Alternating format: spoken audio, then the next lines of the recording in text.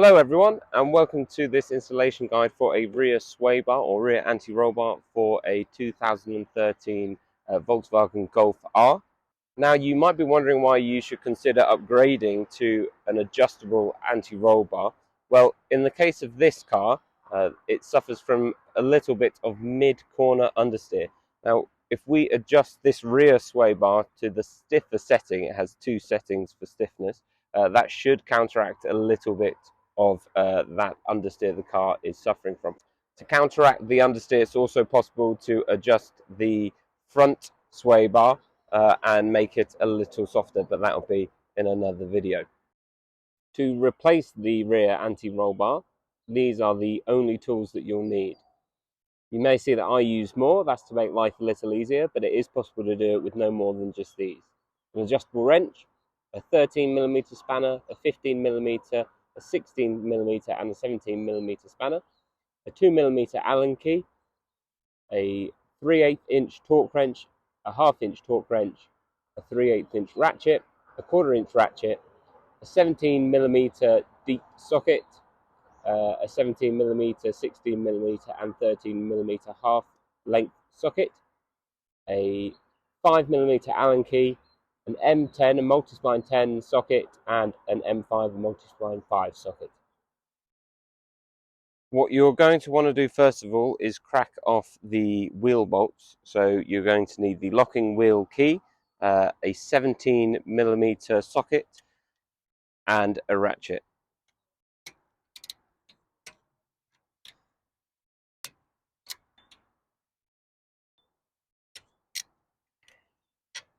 To make sure that the car doesn't roll while we're working on axle stands, we're going to use two of these wheel chocks and we're going to place them under the front wheel.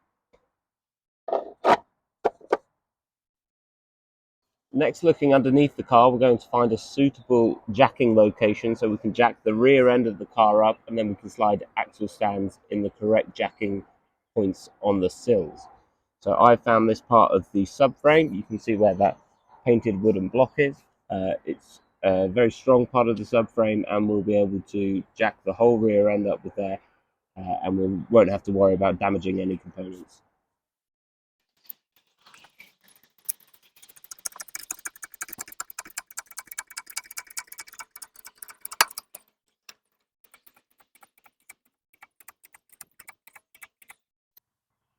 Once we're happy that we've got the car high enough to work on underneath, we then need to lower it onto axle stands. Now on the VWs, they're located by this little notch, and then you should be able to see underneath a thicker part of the sill. So you just want to place both axle stands on that. You also want to make sure that you've set both axle stands to the same height. So on the right hand side here, we can see that there are two notches showing. And then when we come over to the left-hand side, we can also see that two notches are showing. Now to fully remove the wheel bolts, I'm going to use an impact driver, as it's going to save me a bit of time, but there's no reason why you can't use your hand tools and just ratchet the remaining bolts out by hand.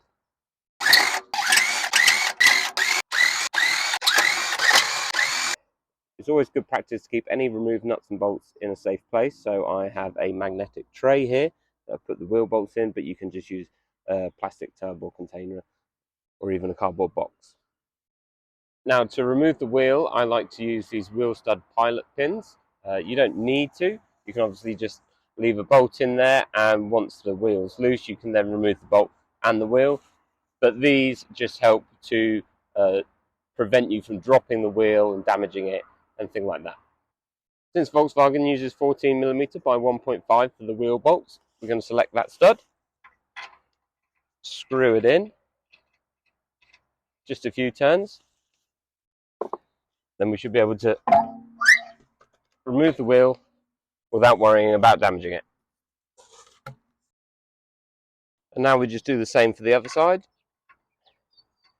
Screw it in a few turns, remove the wheel, and it's not been damaged. Next, it's good practice to scrub the thread on anything that you're removing if you can get access to it with a wire brush, and then hit it with some penetrating oil, so that's like WD-40. This is just going to make it easier and prevent the nut or bolt from seizing when you remove it.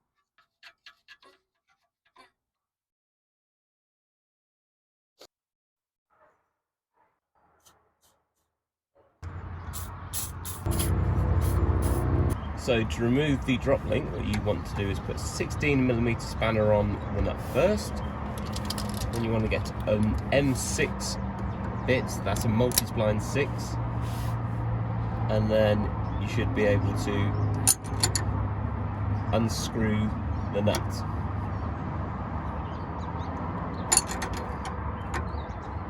Once it's loose enough, you should be able to get just a normal ratchet on there and then remove it the rest of the way. To remove this nut from the drop link, what you need to do is get an M6 bit into the threaded part and the end of the threaded part. So the M6 bit needs to go in here, and then you need to get a 16mm spanner on the actual nut. Now, you might find that the lower carrier bolt for the caliper gets in the way slightly. So to get that out of the way, get a 13mm spanner and a 15mm spanner. Hold the 15mm nut on the slider pin in place and undo the 13mm bolt at the end. Once that is removed, you should be able to get your 16mm spanner on the nut and your M6 bit with a bit of difficulty, but it goes in. You should be able to get your M6 bit into the threaded section, which will then allow you to undo the nut. Next, we remove the M10 bolts that hold the anti-roll bar bracket for the bushes. I like to use this electric ratchet. Initially crack the bolt off, then once it's loose enough, I should be able to just ratchet it out.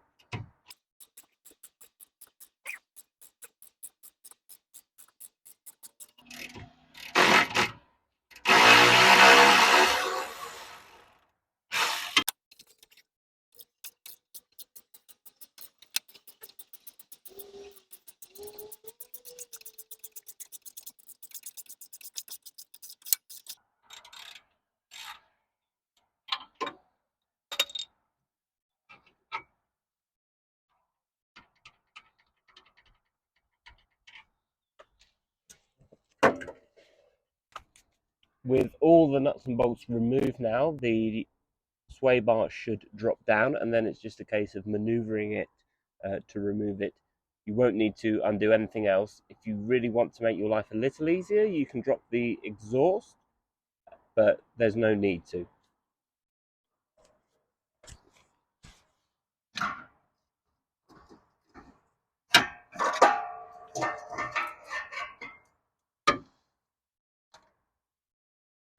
Now it's a good idea to compare the new and the old sway bar.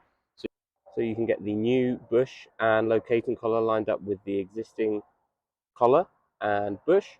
The bushes that Whiteline provide don't require any additional grease, but often replacement sway bar bushes do require some grease, so that is something to bear in mind. The collars will be fit after we get the sway bar into location underneath the car, so that's what's going to happen next. Now, a top tip here would be just to offer everything up first, so don't tighten any components, but offer it up. Make sure that there's no areas where parts are fouling on other components that it shouldn't. Just make sure everything is lined up correctly. There's no clearance issues. You won't have any issues getting onto nuts and bolts. And then if you're happy with that, then it comes to tightening up the nuts and bolts to the correct torque figures. So next we have to look up the torque settings for the nuts and bolts that we're tightening up. So I can see from here that the hex bolts for the anti-roll bar bush clamps, they are 25 newton meters plus 45 degrees, so that's 18 foot-pounds plus 45 degrees. And I can also see that for the nuts, for the drop links, that is 45 newton meters, which is 33 foot-pounds. So we're going to torque those up now. So once you hear the torque wrench click like this, you know that it has reached the specified torque setting, so 18 foot-pounds in this case. So we then just need to do an extra 45 degrees.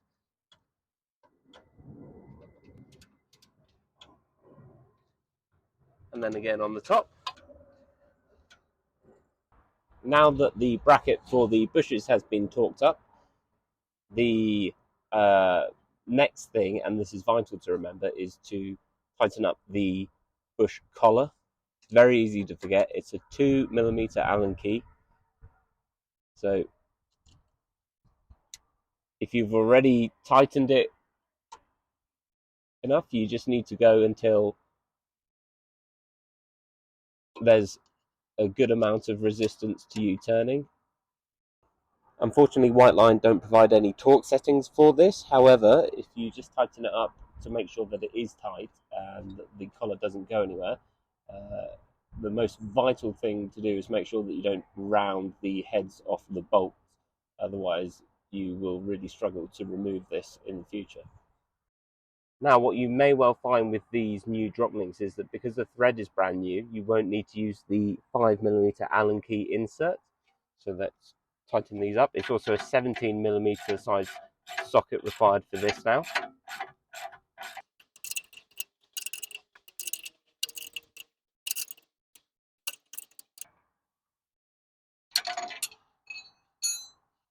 As you can see, it was necessary to use the Allen key bit on this side to tighten it up. Now we just need to torque it to 45 newton meters or 33 foot-pounds.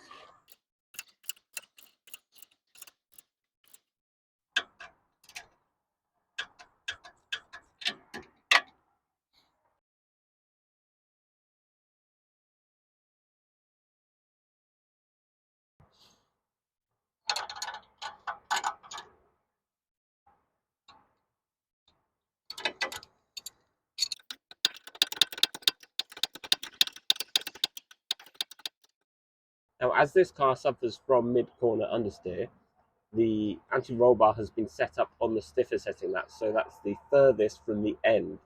This will make the whole rear anti-roll bar stiffer. If you're suffering from oversteer, you may want to put it nearer the end, as that will make it softer. And these drop links are adjustable, so you can wind this inner section in or out, which will lengthen or shorten the whole drop link. I'm going to leave it at this setting for now, and then I'll check after road test to see if there's any rubbing, and then I can extend it to make it longer to prevent any contact from being made. So the inner tube is 17mm, so if we get an adjustable wrench and we put it on the inner tube, and then there's a nut here and a nut at the bottom, they're also 17mm, and they just need to be tightened up.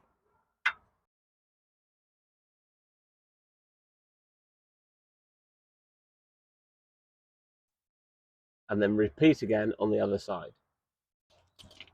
Now it is important to remember to replace the brake caliper slider bolt with a new bolt, and it needs to be torqued up to 35 newton meters or 26 foot-pounds.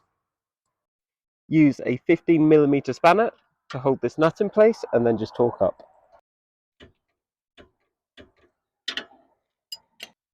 Then it's a case of refitting the wheels and torquing them up.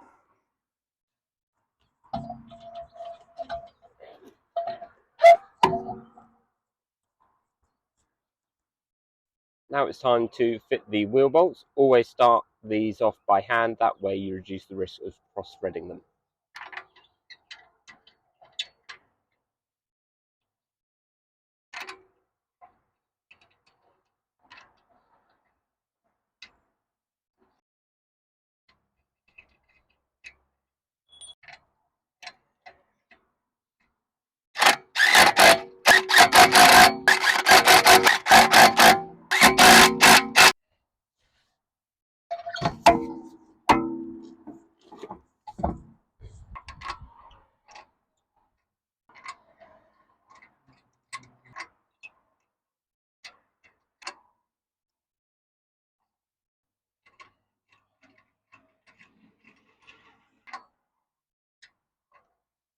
Now it's important to note when I'm using the impact driver tightening the bolts, I'm not actually tightening them. I'm just getting them nipped up closer to the face, and then I'll use a torque wrench to tighten them.